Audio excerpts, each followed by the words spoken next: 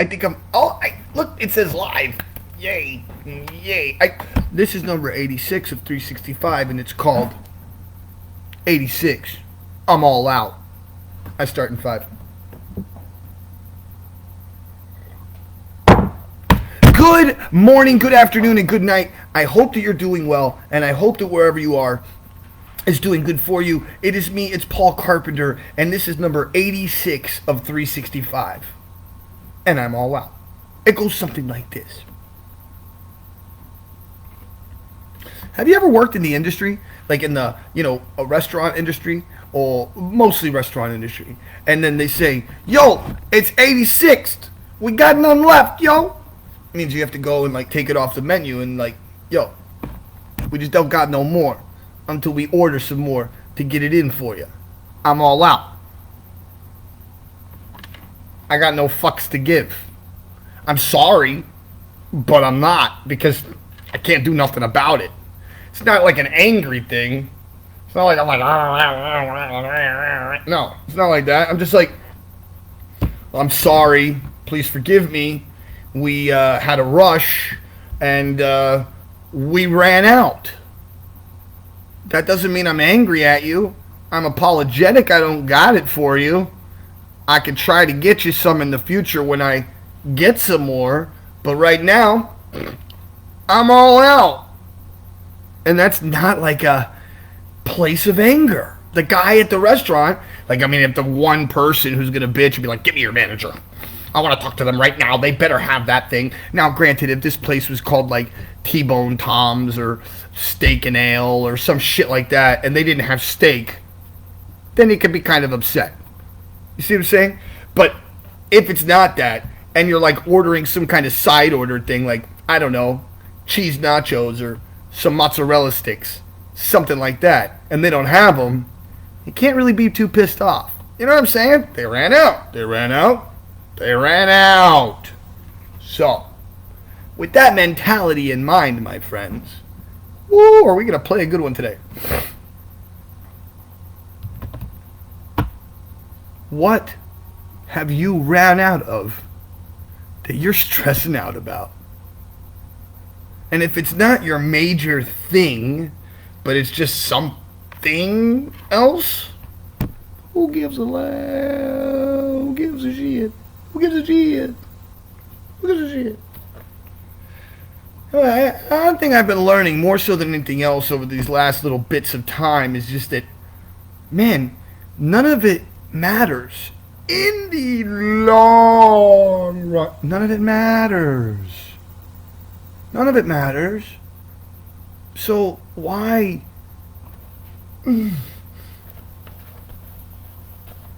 hold on so tightly? One of the major issues of anyone's life is because they're holding on too tightly. I mean, really.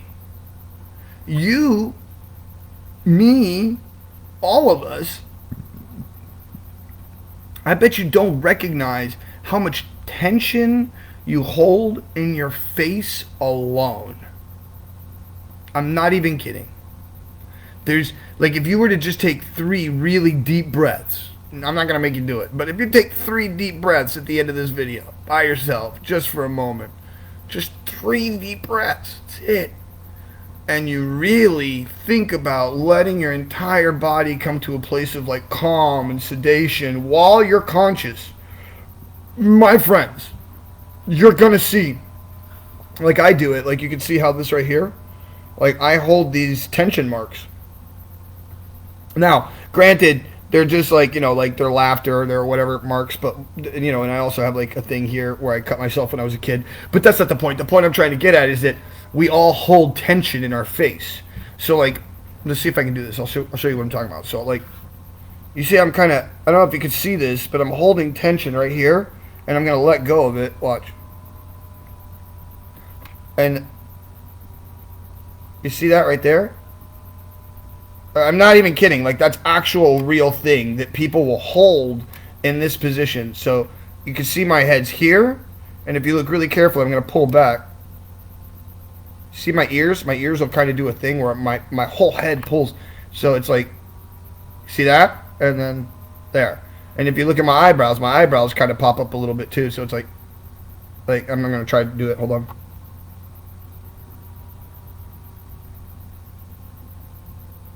So if you see that change right there, from like this tension face to more of a relaxed face, to a tension face, relaxed face, tension face, relax. So and this is something that we don't know that we're doing.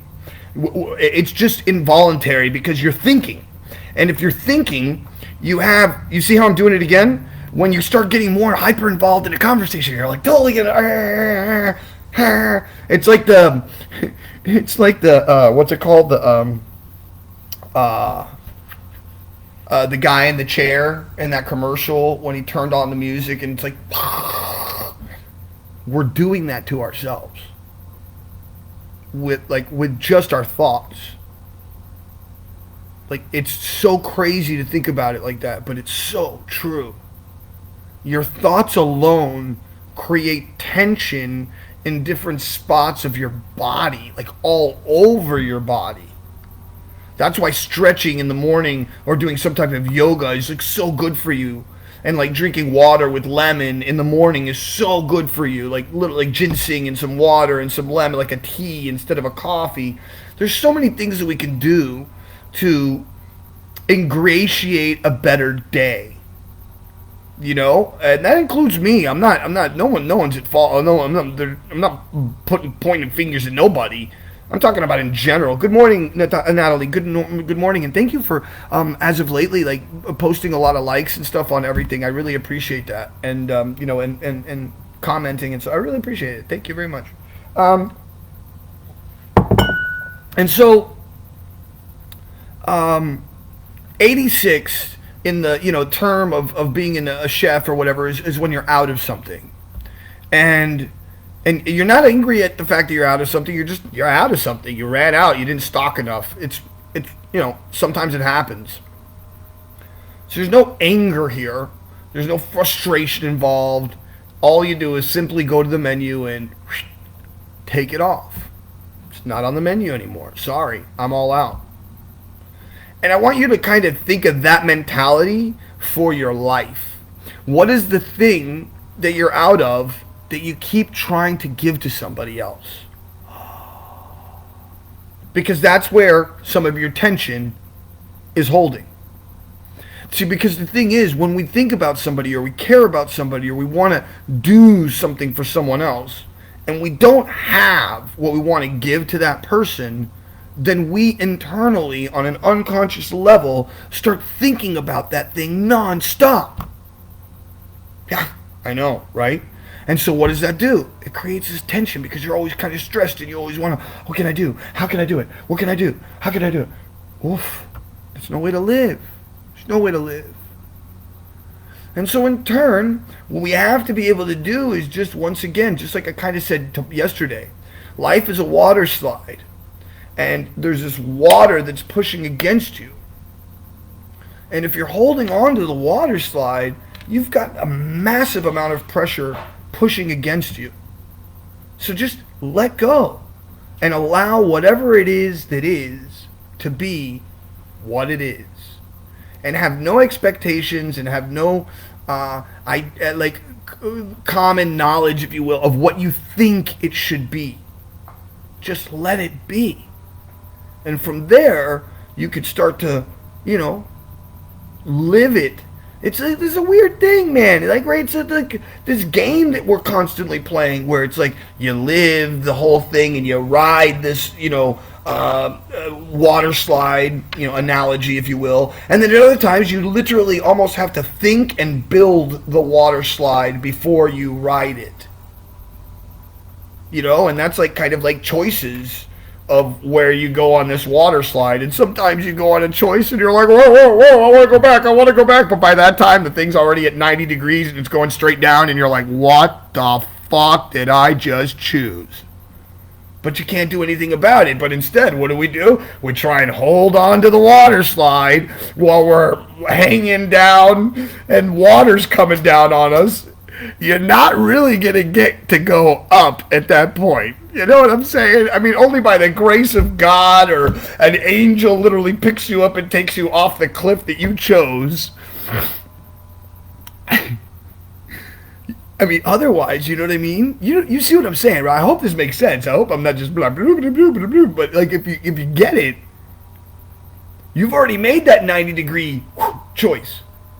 Now you just have to go for the ride. And guess what? If you go for the ride, it's a lot shorter than if you hold on to the side of the slide and try to not go down.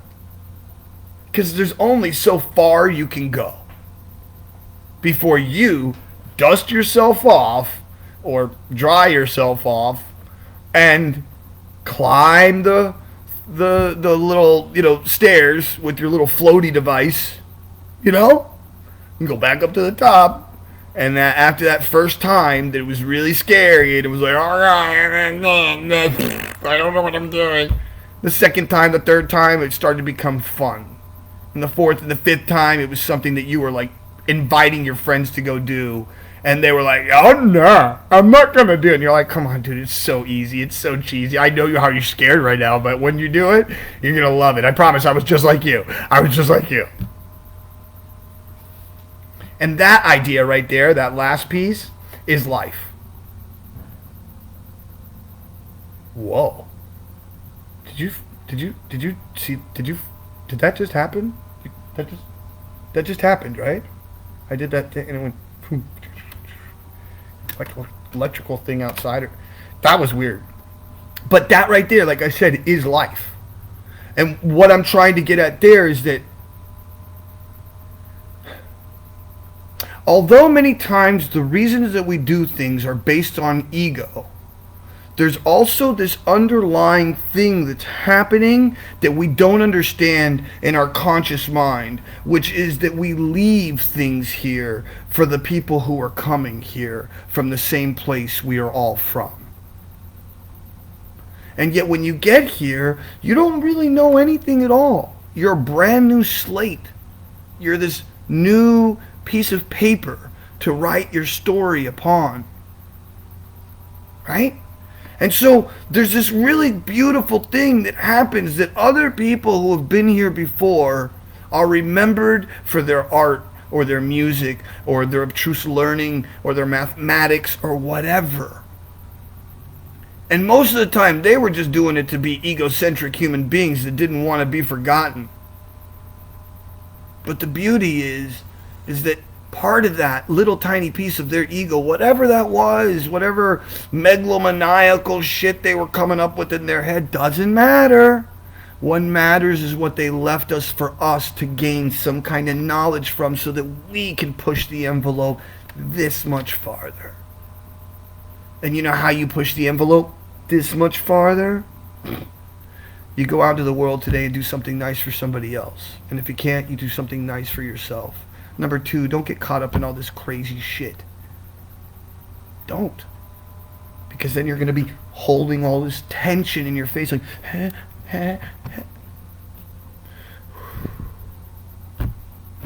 Woosah, motherfuckers. Number 3, if you would not mind, please like, share, subscribe. As a matter of fact, right now, push the like button. It doesn't hurt you. It doesn't. And if you hit the share button, it's kind of cool because lots of people get to see this. If you want, you don't have to. And I need to make a mention of this. I hope that people are getting to the end of this, and I should have done it at the beginning of the video, but I want to say something real quick. I'm apologetic deeply if in any way, shape, or form you feel obligated or maybe forced or maybe coerced or whatever that is, that you have to give me money to watch this. Fuck me, I'm sorry. I'm sorry. Because I really never wanted to be that guy. And I'm looking for a way to create a real product that means something for everybody. And I mean everybody. I want something that I can really give to the world that gives something that's valuable enough for people to be like, yo, dude, like that's not only just worth whatever amount of money, but I want 5 of them. You know what I mean? You know what I mean? Like, and I want something real and something that's like it doesn't have to. It could be an e-product, like just me on camera talking and making a whole movie of stories of things and like ways for you to. I don't know what it is. The point is, I don't want to have the people who are part of my tribe, you know, have to pay for my life. It sucks. I don't want that. I mean, I get it. We're all dependent on each other. Yes, we all live off of each other. Yeah, I get it. I get it. But I'd rather be able to have my own thing and be able to splash it out on a table and be able to give to anybody who wants to come to that table, whether they have or don't have or can or cannot, and shouldn't have to feel bad about me doing this thing, which is, if you'd like, you want to sponsor me, you can go to my Patreon. It's /mentally HYP, anywhere from $1 to $8,000 a month. Why $8,000 a month? Because I'm cuckoo, and I figure that maybe one day some rich billionaire will see one of these videos and be like, here, fuck it. This guy's crazy. $8,000 a month. Some Mr. Beast thing. I don't know. You know what I'm talking about. And number three of those things, if you don't like the Facebook, you can send this off to YouTube, and it's YouTube /Paul David Carpenter. That's this guy. And with that, my friends, you have reached the end of the video. The end of the video. I got all choked up.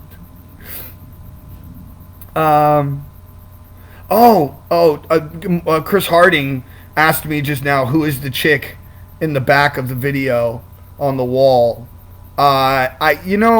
Chris, to answer you honestly, it's no one. And I have another girl that's like, I don't know if you can see her. Is she there? Where is she? She's this one right here. And I don't know if Chris is still watching, but there's another girl right there. And really, neither one of them are anyone.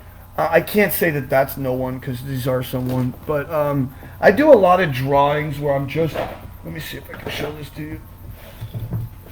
I do a lot of like sketches because I don't know how to really draw very well. And I mean, I draw and stuff and yada yada, whatever, but I don't really know the form of the body very well. And so what I do is I obsessively draw like the frame of a body. And it's not really anybody at all. Like, so here, look, kind of give you an idea.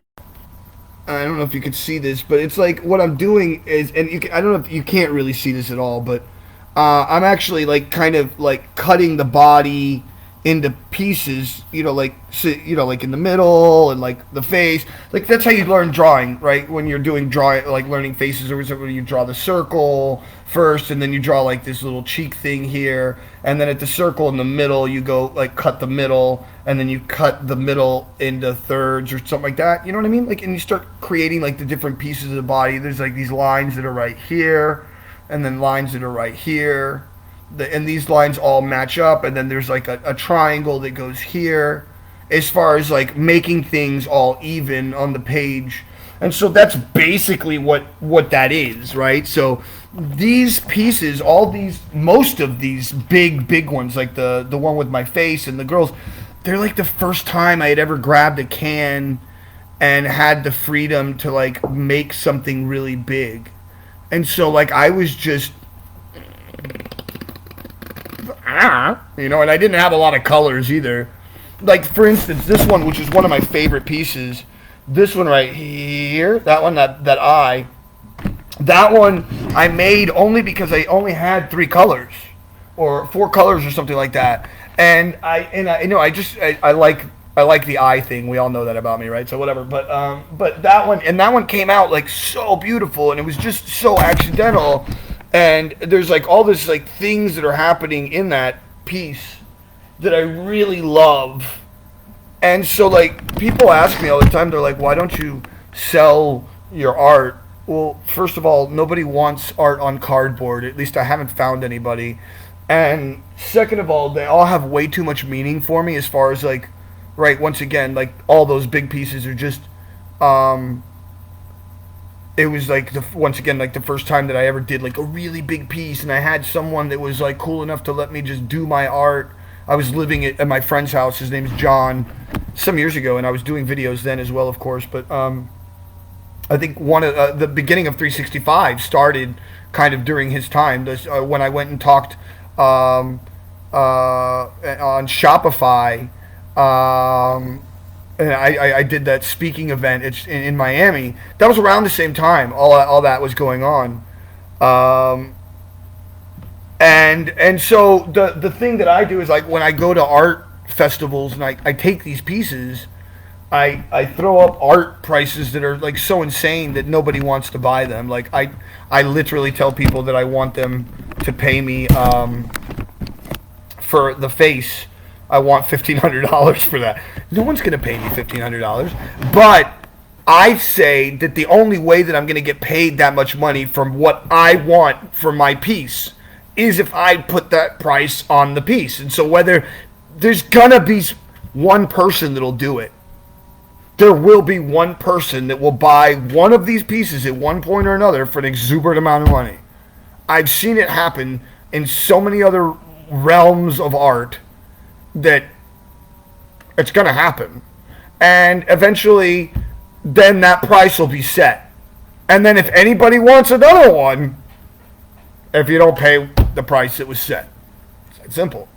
And so that's kind of what I'm doing. To Chris, naming them. So I had named a couple of them, and I don't know where they are, and I don't know if they got ruined, and I think they did. But I had one that was Lilith, which was like a woman that was coming from like the like fire, and there were flowers around her, and of course it was supposed to be Lilith, Adam's first wife, and I think I called one of them Blue Girl, which was the one that I told you was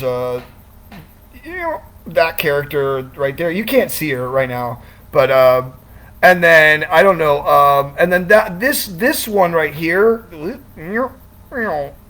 that one right there. When you get up close to it, it has 3 different colors, and it looks very kind of like 3-dimensional in the way that it was, and the eyes on her very much look like a Picasso-esque weirdo thingy going on, and that's why I like the piece. So, and once again, the thing about all of it is that they're all accidents. None of it comes from like some kind of piece of paper. Like a lot of graffiti artists will have like the drawing that they want to do, and then they'll go up to a wall and they'll totally understand what they're creating, and I don't do that. Like, I go up to a wall and create eyes, mostly. And I really do try to make each one a little different.